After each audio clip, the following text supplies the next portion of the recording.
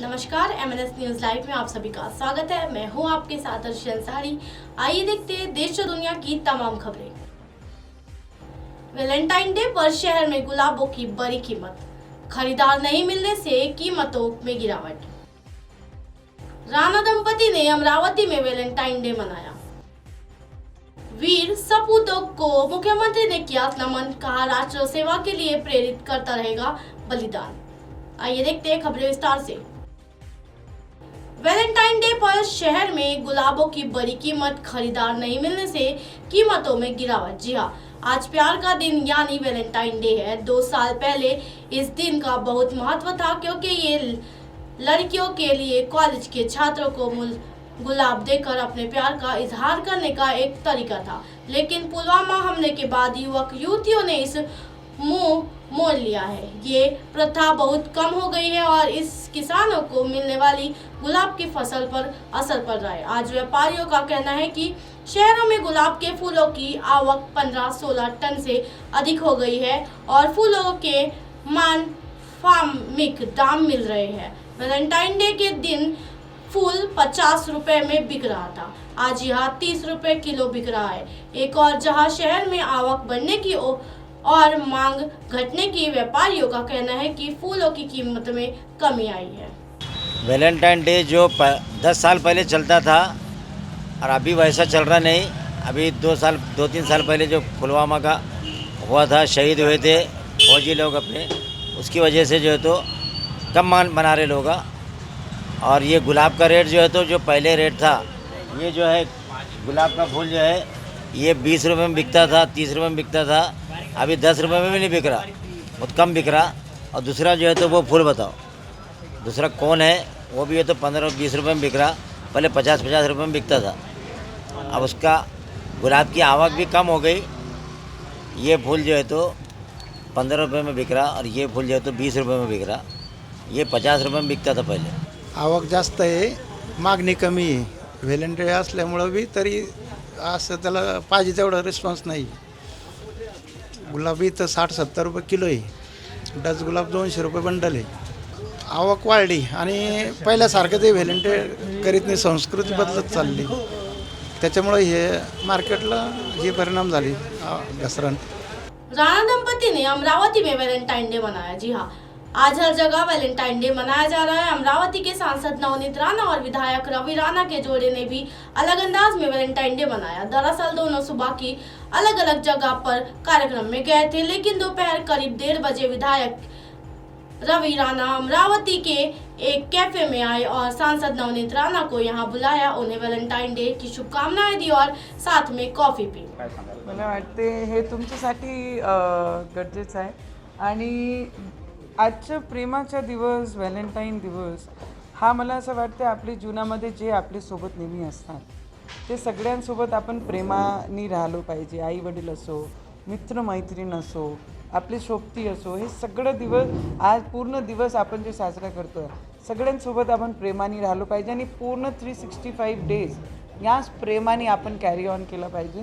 पण आज माझं व्हॅलेंटाईन काहीतरी वेगळं झालेलं आहे आणि खूप कारण रवीजींनी जेव्हा मला फोन केलं तर त्यांनी हेच म्हटलं की काही अर्जंट काम आहे आणि इथे या म्हणून। अँड पहिल्यांदा मला असं वाटते की मी अमरावतीमध्ये असे कॅफेमध्ये बसून आम्ही कॉफी घेत आहे आणि त्यांनी बोलवलं तर इट वॉज सरप्राईज। बट मला असं वाटते हजबंड वाईफ आणि प्रेम करणारे दोन लोक आणि लग्नाच्या नंतर 11-12 वर्ष झाले आणि ते प्रेम कायम असंच राहिला पाहिजे आणि आहे तो अजूनही ते ब्लश आहे चेहऱ्यावर, अजूनही तो मनामध्ये धगधुकी असंच राहते। मी सगळ्यांना व्हॅलेंटाईन डेच्या शुभेच्छा देतो आणि मी घरून निघताना नवनीत राणा आणि मी दोघांनी आमच्या आईवडिलाचा आशीर्वाद घेतला।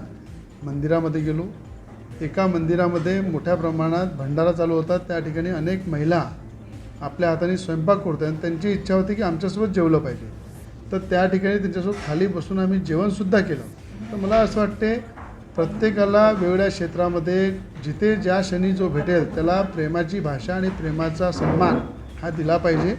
व्हॅलेंटाईन डे दिवस हा एक दिवस नसतो, तर आयुष्यात प्रत्येक दिवशी मनवला पाहिजे। या उद्देशानं आज मी नवनीत राणांच्या माझे व्यस्त कार्यक्रम असताना एका कॉफी डेमध्ये त्यांना बोलवलं, त्यांच्यावर कॉफी घेतली आणि त्याच्यावर गप्पा मारल्या आणि गुलाबाचं फूल देऊन त्यांना स्वागतसुद्धा केलं. गुलाबाचं फूल देऊन एक चांगला शांतीचा संदेशसुद्धा दिला. म्हणून व्हॅलेंटाईन डेसुद्धा जर एक राजकारणामध्ये असल्यानंतरही जर खऱ्या अर्थानं मर्यादामध्ये आपल्या संस्कृतीप्रमाणे जर केला तर मला असं वाटतं वाईट नहीं है, पण तो आम्ही केला.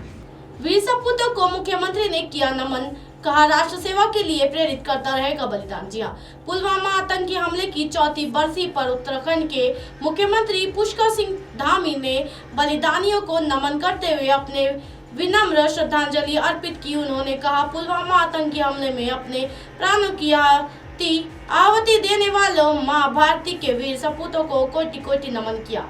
कहा कि आपके द्वारा दिया गया सर्वोच्च बलिदान सदैव हम सभी को राष्ट्र सेवा के लिए प्रेरित करता रहेगा। सैनिक कल्याण मंत्री गणेश जोशी ने दी भावपूर्ण श्रद्धांजलि। जी हाँ, सैनिक कल्याण मंत्री गणेश जोशी ने बलिदानियों को भावभीनी श्रद्धांजलि अर्पित की। सैनिक कल्याण मंत्री गणेश जोशी ने कहा, देश इन वीरों के बलिदान को हमेशा स्मरण रखेगा। मंगलवार को मंत्री गणेश जोशी ने पुलवामा आतंकी हमले की 4वीं बरसी पर आयोजित श्रद्धांजलि कार्यक्रम में प्रतिभाग कर पुलवामा आतंकी हमले में बलिदान हुए वीर जवानों को पुष्प चक्र अर्पित कर भावपूर्ण श्रद्धांजलि अर्पित की। मंत्री ने कहा कि आज ही के दिन पुलवामा में सीआरपीएफ के 40 जवान एक आत्मघाती आतंकी हमले में बलिदान हो गए थे। जी हाँ, जिसमें उत्तराखंड के 2 जवान भी शामिल थे। मंत्री ने कहा कि पुलवामा में आतंकी हमले के बाद भारत ने कहा रुख अपना और पाकिस्तान को सबक सिखाने के लिए कई कड़े कदम उठाए। इस कदमों ने पाकिस्तान को काफी नुकसान पहुंचाया। उन्होंने कहा कि 26 फरवरी 2019 को भारतीय वायुसेना पाकिस्तान के बालाकोट में दाखिल हुई और एयर स्ट्राइक के जरिए आतंकी ठिकानों को नष्ट कर जवानों का बदला सूद समेत वापस ले लिया था। जी हाँ, शहीदों के सम्मान में उनकी स्मृतियों को जीवंत रखने के लिए प्रदेश सरकार में प्रधानमंत्री नरेंद्र मोदी की परिकल्पना के स्वरूप उत्तराखंड में सैन्य धाम निर्माण हो रहा है। उत्तराखंड वीरों की भूमि है और एक सैन्य होने के नाते ये मेरा भी दृढ़ संकल्प है कि उत्तराखंड का सैन्य धाम यहाँ का के 4 धामों की तरह ही विकसित हो। जी हाँ, कहा कि मुख्यमंत्री पुष्कर सिंह धामी ने इस प्रोजेक्ट को लेकर विशेष रुचि ले रहे हैं। उन्होंने कहा कि सैन्य धाम के निर्माण में अगर बजट की आवश्यकता होती है तो उसे भी पूरा किया जाएगा। मंत्री जोशी ने कहा कि हमारा संकल्प है कि 2023 के अंत में तक हम सैन्य धाम का निर्माण पूर्ण कर लेंगे। मंत्री गणेश जोशी ने कहा कि सैन्य धाम को भव्य रूप दिखाया जा रहा है। सरकार द्वारा देश के विभिन्न स्मारकों का अध्ययन करके सैन्य धाम के डिजाइनों को अंतिम रूप दिया गया है। सैनिकों और उनके आश्रितों के कल्याण हेतु प्रदेश सरकार द्वारा अनेक योजनाएं संचालित की जा रही है। मंत्री जोशी ने कहा, सैनिकों और उनके आश्रितों के कल्याण के लिए प्रदेश सरकार संकल्पबद्ध है। जी हाँ, इस अवसर पर सैनिक कल्याण निदेशक ब्रिगेडियर अमृतलाल, मेजर जनरल सम्मी सभरवाल, महानगर महामंत्री सुरेंद्र राणा, मंडल अध्यक्ष प्रदीप रावत, ज्योति कोटिया, पूनम नौटियाल, आशीष धापा, प्रभा शाह, सत्येंद्र नाथ, मोहन बहुगुना, चुन्नी लाल, मंजीत रावत, अरविंद डोभाल आदि उपस्थित रहे। अब आप हमारे चैनल को आपके मोबाइल पर भी देख सकते हैं। मोबाइल ऐप पर देखने के लिए प्ले स्टोर से MNS news TV app download करें। इंस्टाग्राम, ट्विटर, हाईकुक, फेसबुक और कई सोशल मीडिया के प्लेटफॉर्म पर हमारा चैनल उपलब्ध है।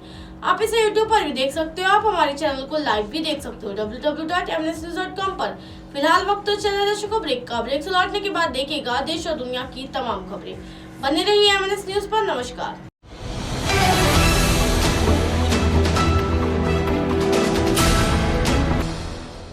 ये है एमएनएस न्यूज नेटवर्क और आप देख रहे हैं